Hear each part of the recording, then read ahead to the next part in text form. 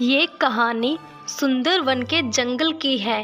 भोली चिड़िया और कल्लू कौआ बहुत अच्छे दोस्त थे। दोनों एक साथ खेलते थे, एक साथ खाना ढूंढने जाते थे। यहाँ तक उनका घर भी एक दूसरे के घर के सामने था। बाकी पक्षी उनकी दोस्ती की मिसाल देते थे। उनकी दोस्ती बहुत गहरी थी। सब कुछ सही चल रहा था, बस एक चीज़ गलत थी। वो ये थी कि कल्लू को चोरी की आदत थी। वह दूसरे पक्षियों के घर से खाना चुराकर खाया करता था। कई बार तो वह उनके घर से कीमती चीज़ें भी चुरा लाता था। सभी पक्षी भोली चिड़िया के सामने कल्लू कौवे की शिकायतें करते थे। एक बार तो मिट्ठू तोते ने भोली चिड़िया से कहा कि अगर कल्लू ने अपनी हरकतों में सुधार नहीं किया तो वे उसे जंगल से निकाल देंगे। शाम को जब कल्लू कौवा भोली चिड़िया के घर आता है तो वो उससे कहती है, कल्लू भैया, चोरी करना छोड़ दो। सब लोग तुम्हारी चोरियों से बहुत परेशान हैं।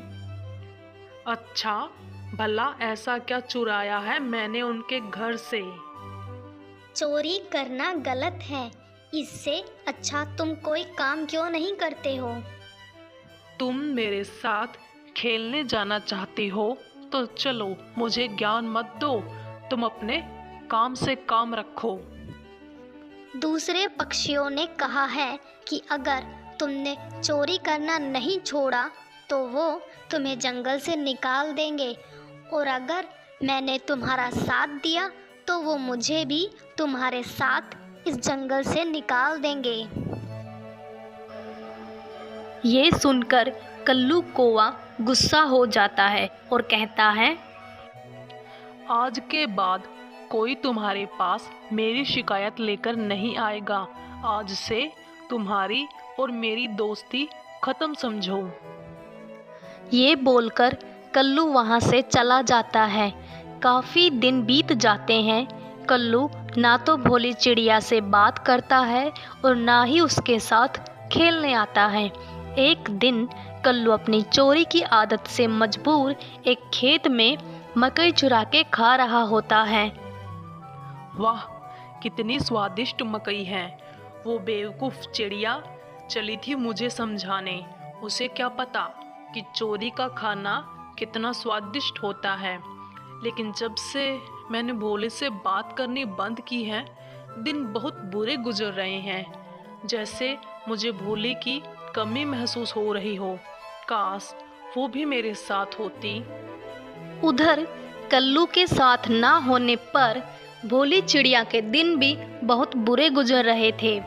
जब कल्लू मकई खा रहा होता है तभी वहाँ खेत का मालिक आ जाता है, जो कि एक बहुत बड़ा गिद्ध होता है। जैसे ही वह कल्लू को मकई खाते देखता है, वह बहुत गुस्सा हो जाता है और कल्लू के पास आ जाता है। उससे कहता है, बेवकूफ कोए, तुम्हारी हिम्मत कैसे हुई मेरे खेत से मकई चुराकर खाने की? तुम जानते हो मैं कौन हूँ? मैं एक पल में तुम्हारी हड्डियों का कचुम्बर बना सकता हूँ। जैसे ही कल्लू गिद्ध की ये बातें सुनता है, वह उससे माफ़ी मांगता हुआ कहता है, मुझे माफ़ कर दो। मुझे नहीं पता था कि ये आपका खेत है। मुझसे बहुत बड़ी गलती हो गई है। मुझे माफ़ कर दीजिए। माफ कर दूं? और तुम्हें? बिल्कुल नहीं। अब मेरे कहर से तुम्हें कोई नहीं बचा सकता।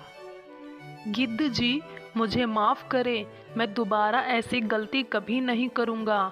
खाना चुराना तो दूर की बात है, मैं तुम्हारे खेत के ऊपर से भी नहीं गुजरूंगा।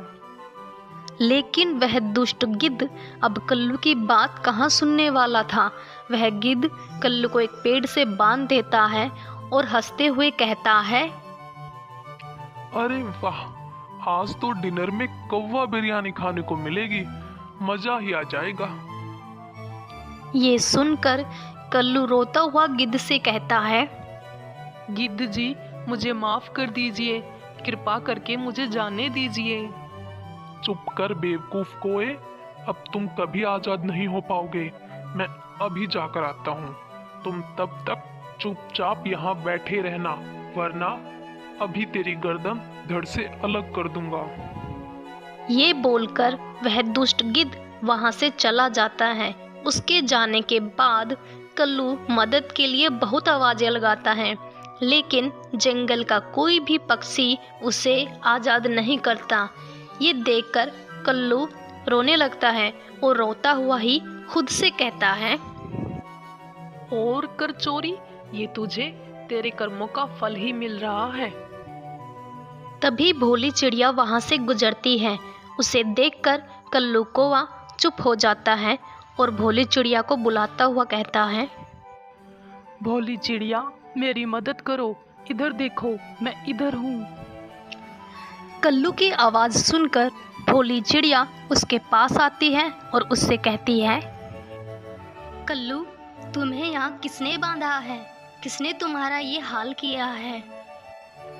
ये सब मैं तुम्हें बाद में बताऊंगा, पहले मुझे इस कैद से आज़ाद करो जल्दी। भोली चिड़िया कल्लू की रस्सी खोल देती है। दोनों वहां से उड़कर चले जाते हैं और भोली चिड़िया के घर आ जाते हैं। घर आते ही कल्लू भोली चिड़िया को सारी बात बताता है और भोली चिड़िया से कहता है, तुम सही कह रही थी भोली, चोरी करना गलत है। आज के बाद मैं कभी चोरी नहीं करूँगा और मेहनत करके ही खाऊंगा।